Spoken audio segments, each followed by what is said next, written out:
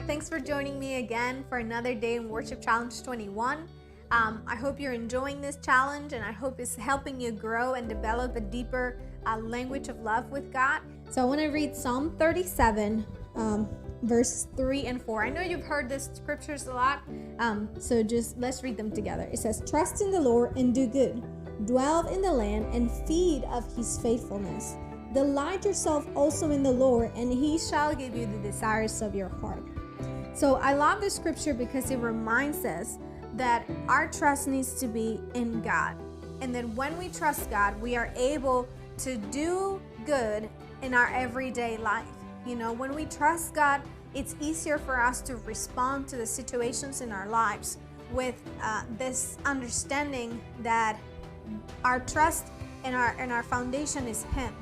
That we are not afraid, we're not concerned, we're not living in this emergency mindset that a lot of times the world wants us to live in. And then I love this part that says, delight yourself in the Lord. So many times I think we have a hard time delighting ourselves in the Lord, especially when maybe circumstances are not going the way we want. So today, as you set your heart to worship, I want to challenge you to do that.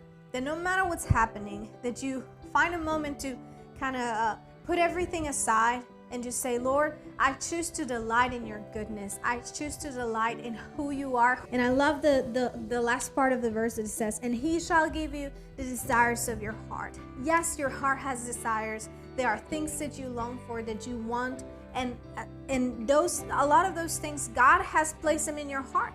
And the enemy so many times wants to come to attack or to speak against those things and make you feel like either you're not worthy enough, or you haven't worked hard enough to get them, or you're not spiritual enough to receive them.